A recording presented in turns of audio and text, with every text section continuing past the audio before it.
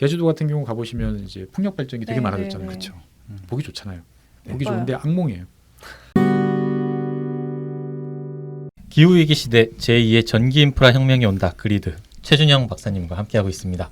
네. 네. 빌 게이츠 씨는 그리드의 현대화가 에너지 비례에 반드시 필요하다라고 말씀하셨네요. 네. 네. 근데 이게 어제자인가요? 음. 어제자 뉴욕타임즈에 똑같은 이야기가 나왔어요. 미국이 이제 이 그리드를 어떻게 할 것이냐가 지금 워싱턴에서 큰 싸움이 벌어지고 있어요. 그러니까 바이든 대통령은 이제 전국을 미국 전역을 이제 가로지르는 연결하는 이제 그리드를 새롭게 수백억 달러를 투자해가지고 만들어야 된다라는 게 이제 바이든 대통령의 공약이었고 그 사업자들도 이제 그걸 준비를 하고 빨리 가자라고 이야기를 하는 부류가 하나 있고 한 부류는 이제 그런 시대는 지났다. 이제 그런 대규모 그리드의 투자는 꼭 필수적인 것만 하고 소규모로 나눠져 있는 분산돼 있는 그리드로 가야 된다라고 하는 그 양쪽이 지금 이제 미국에서 이제 대립을 이제 하고 있는 이제 그런 상황이에요. 그러니까 이게 뭐 일부에서도 잠깐 말씀드렸지만 전기는 만드는 것뿐만 아니고 쓰는 것도 되게 중요하다고 그러잖아요. 그래서 우리는 이제 대한민국 같은 경우는 사실 이런 고민을 별로 안 해요. 왜냐하면 섬이에요, 대한민국은. 우리나라는 우리나라끼리만 쓰는. 그렇죠. 네. 우리나라끼리만 써요. 그러니까 죽든 살든 우리가 알아서 다 처리해야 되는 거죠. 네. 근데 이제 유럽으로 시야를 옮겨보면 이를테면 독일 같은 경우는 이제 되게 그 뭐 태양광이라든지 풍력 이런 걸 잘하는 이제 나라잖아요. 네. 근데 독일에서 전기를 많이 쓰는 건 대부분 공장들이죠. 대규모 공장들인데 공장들 우리가 좋아하는 뭐 BMW 이런 차들 만드는 공장들은 남부 지역에 몰려 있어요. 남부 바이에른 지역에 이제 몰려 있는데 풍력 발전은 제일 잘 되는 데가 어디냐면 북해예요. 저 위쪽에 독일 북쪽의 바다예요. 네. 그러면 거기서 풍력 발전기가 하루 종일 돌아서 열심히 전기를 만듭니다. 그러면 이제 밑으로 이제 내려 보내야 되잖아요. 네. 그러면 뭐가 필요하죠?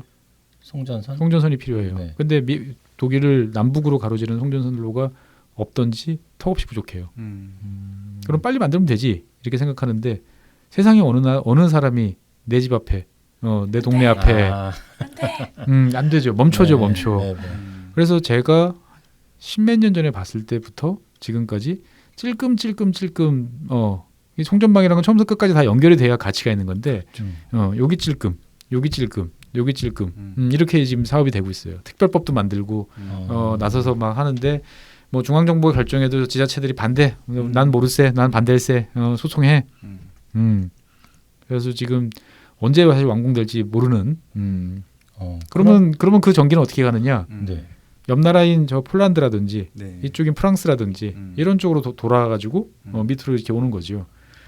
그러니까 이제 다른 나라 입장에서 봤을 때는 전력망 다 연결돼 있으니까 갑자기 왈칵 들어오면은 이제 민폐예요. 이제 보면은 잘못하면 우리 시스템 망가지는데 니들 뭐야 이거 갑자기 막 그러니까 독일이 이제 부랴부랴 이제 그러면 그 왈칵 들어오는 전기를 제어할 수 있는 변전소도 지어줄게 뭐 이제 이렇게는 하지만 이 나라들도 이제 불안한 거죠. 이제 보면은. 네.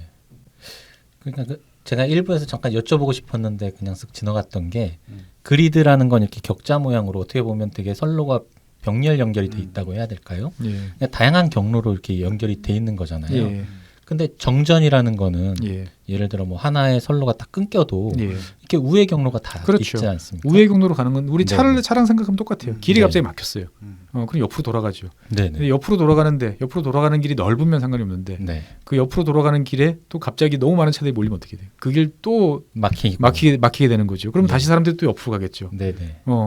그러면 이제 이게 전체 어떤 한 구역이 보면은 다들 꼼짝달싹 못하는 병목이 생기는 거죠. 이제 보면은. 근데 전기라는 것들은 흐르다 보면 각 처음에 설계해 놓은 용량이 있어요. 지나갈 수 있는 전기의 네네. 용량이 있는 거죠. 이걸 놔두면 만약에 이제 처음에 내가 100만 설계를 했는데 여유분을 둬서 한 110까지는 지나갈 수 있어. 근데 네. 갑자기 130, 140이 되면 시스템이 자동으로 이걸 차단할 수밖에 없어요. 안 그러면 이제 다 불나고 난리가 나니까. 망가지니까. 그러면 여기가 차단이 되면 또 막힌 거예요. 그러면 전기는 또 다른 곳으로 또 이제 우회를 하는 거죠. 이게 이제 빛의 속도로 이제 이동을 하는 거죠. 근데 이게 그러다 보니까 이제 통제배 시스템에서 보면은 갑자기 문제가 생겼는데 이게 여기저기서 문제가 막 갑자기 생기면서 하나씩 뚝뚝뚝뚝 끊겨 나가는 일이 이제 보이는 거죠. 그러니까 제가 처음에 제 소감 얘기할 때 정전됐었다고 했잖아요. 예. 나중에 알고 보니까 옆 동네에 그 고압선의 뭐 조류 하여튼 접촉으로 인해서 저희 지역도 아니에요. 옆 지역에서 정전이 발생했는데 그게 저희까지 영향을 미친 그런 그렇죠. 케이스더라고요. 그러니까 이제 우리나라에서는 정전이라고 해도 아까 처음 일부에서 말씀드린 것처럼 주로 이제 그 변압기 아파트 네. 단지 내에 있는 변압기가 이제 낡아서 이제 문제가 생기는 경우고 이제 방금 말씀하신 그런 이제 송전선로 문제 같은 경우는 매우 드물어요. 네. 근데 이제 미국 같은 경우는 수시로 이제 발생을 이제 하는 거고 만약에 그런 일이 이제 벌어지면 이제 위에서 딱 지켜보고 있다가 잽싸게 판단을 해야 되는 거예요. 자동으로 판단하긴 하지만 일정 지역을 전 전력을 아예 끊어버리는 거죠. 왜냐하면 그래야 전체 시스템이 살아 있어야 나중에 금방 복구를 할 수 있는데 이게 계속 놔두면 하나씩 점점 나가버리는 거죠. 그래서 인공위성으로 보면 이만한 지역이 미국 같은 경우 보면은 네. 검게 돼 있어요. 보면 대정전 여기 책에서 네. 소개된 이제 네. 대정전 네, 스토리를 네. 찾아보면 이렇게 검게 돼 있는 거죠.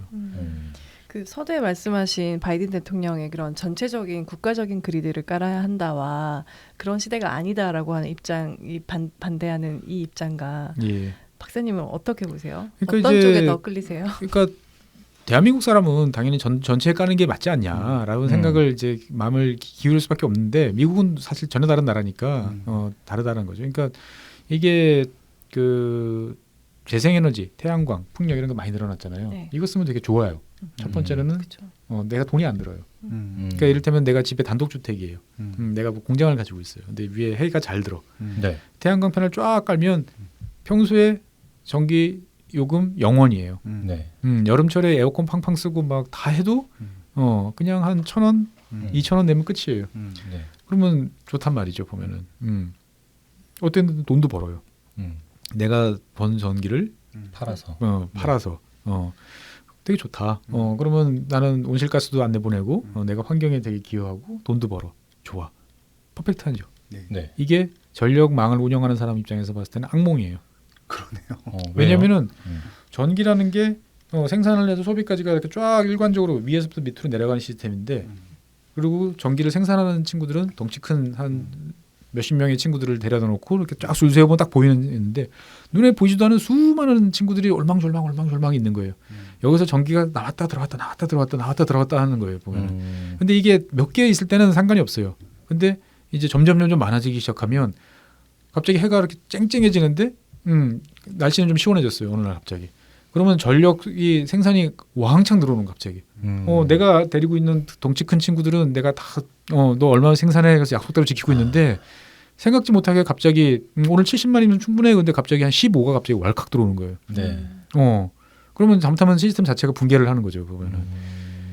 그러니까 계속 15씩 들어와. 그래서 그러면 너희들 그래 15 인정해줄게. 너희들 좀 줄여.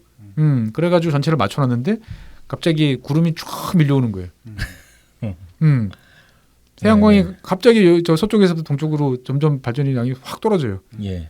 근데 날씨는 또 하필 또 더워지기 시작해. 습해져. 그러니까 에어컨 사용량.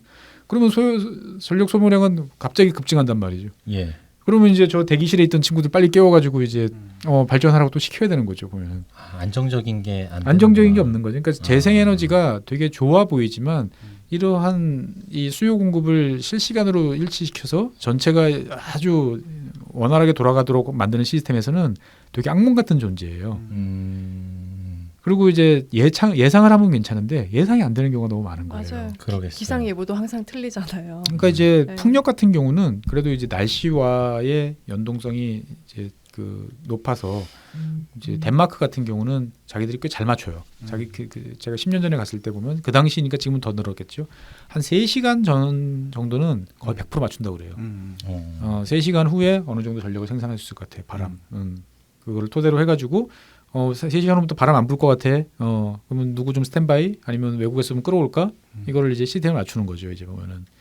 근데 이제 태양광 같은 경우는 이제 그러기가 좀 쉽지 않은 것도 있고.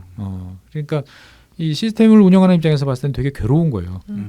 거기다가 또 한편으로 보면 그런 게 있어요. 지금은 여러분들이 쓰는 전기에 이제 망 사용료까지 다 포함되어 있는 거죠. 네. 근데 그러면은 이 사람들이 돈을 내줘야 돼요. 계속.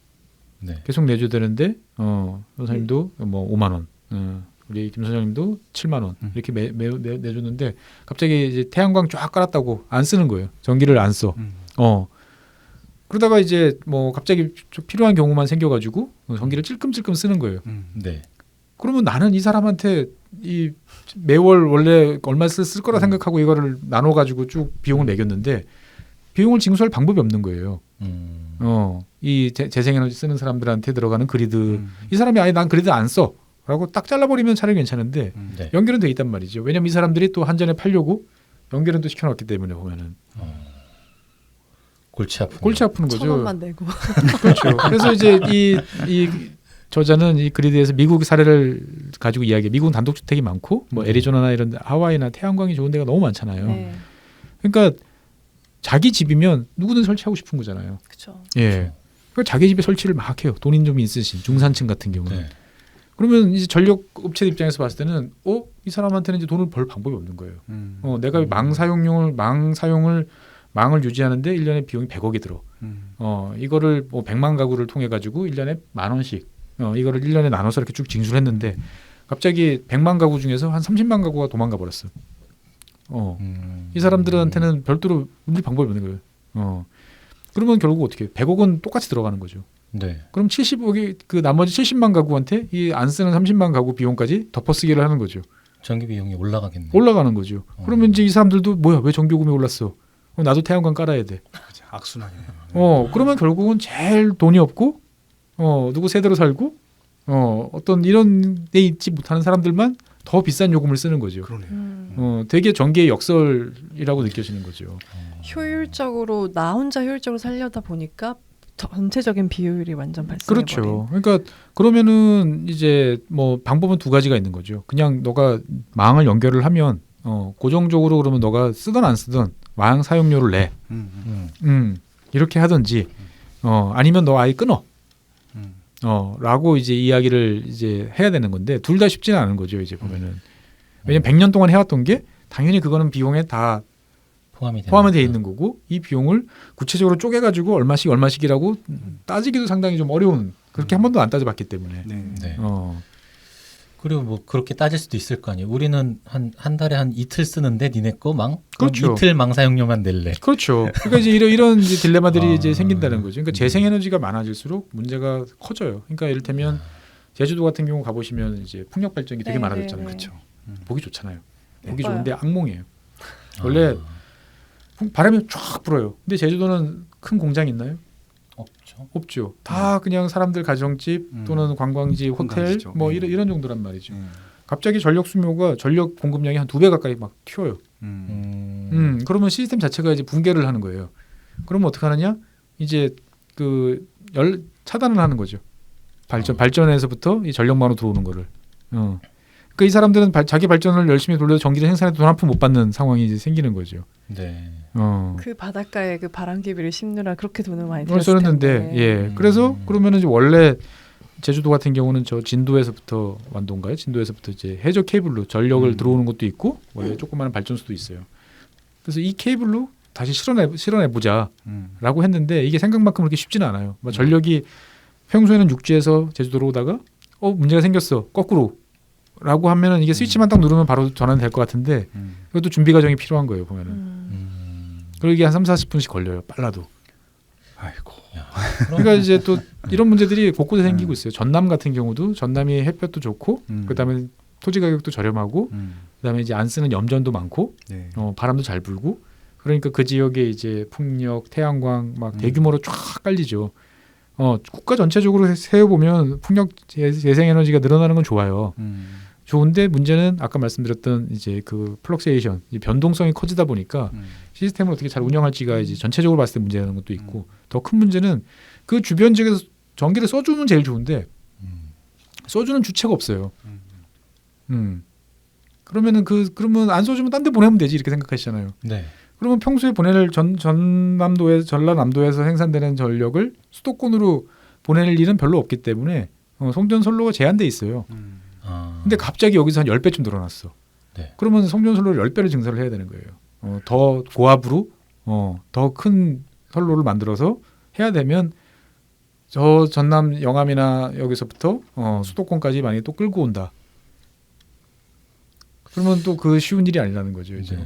그러면 이런 생각도 좀 드는데요. 애초에 그 송전선로나 뭐 이런 망을 깔 때요. 좀 이 버퍼를 되게 크게 두면 예. 예를 들어 우리가 생산하는 총량이 100인데 예. 송전 선로가 감당할 수 있는 양을 좀 크게 잡아놓으면 그러면 이 그래도- 평소에는 유유가 되는 거지요. 아, 이제. 그럼 유효가 되는 건가요? 예, 유유가 되는 거고. 어렵다 진짜. 이게 어려운 거 실시간으로 네. 맞춰야 되기 때문에 뭐 한두 푼 하는 거 아니에요. 수조 원짜리 사업이에요. 수십조 원짜리 사업이고. 그러니까 뭐 이를테면은 발전소가 없어. 더 지어야 돼. 그래서 동해안에다가 삼척에다가 이제 큰 이제 화력 발전소를 하나 지었어. 그러면은 이 양은 이미 사실 강원도는 자기들 기존에 쓰는 것도 남아요. 그러면 결국은 어디로 보내야 돼요? 수도권으로 보내야 돼. 네. 서울로 보내면은 그 태백산맥을 건너가지고 송전선로를 심어가지고 이제 와야 되는데 네. 내 땅 지나가는 거 당연히 싫어하는 거죠. 그런 문제도 있고. 그 송전탑 옆에 살면 암이 걸린다는 얘기. 그러니까 전자파가 아무래도 많이 나오니까요. 사실일까요? 뭐 그 전자파와 암의 연관성 이런 것들은 아직까지 공식적으로 밝혀진 거는 이제 없는데 뭐 일단은 기분이 좋지 않죠 심리적으로. 그리고 밤에 이제 뭐 비 오거나 이러면 이제 우웅 소리도 많이 들리고. 무섭다. 예, 그러니까 이제 무섭다라고 생각하는데 사실은 좀 과도한 이제 걱정이 저는 많다고 보여져요. 또 그거를 또 걱정이 많으신 분들, 그러니까 어릴 때부터 전기와 익숙한 사람들은 그게 뭐 아무렇지도 않게 느껴지지만 전혀 염두에 두지 않던 분들이 이제 그런 고압선로나 이런 것들을 이제 보면 되게 이제 공포감이 드는 거죠. 그럼 막아 안 해. 그러면 결국은 전기를 이제 못 쓰는 일이 벌어지는 거예요. 근데 아까도 말씀드렸다시피 옛날에는 가스 켜고 계단으로 걸어다니고 가스로 밥하고 네. 다 했단 말이죠. 근데 지금은 인덕션, 전기차. 전기차. 그러니까 전력 소비는 앞으로 기하급수로 늘어날 기하급수적으로 거예요. 그거는 명확한 사실이에요. 네.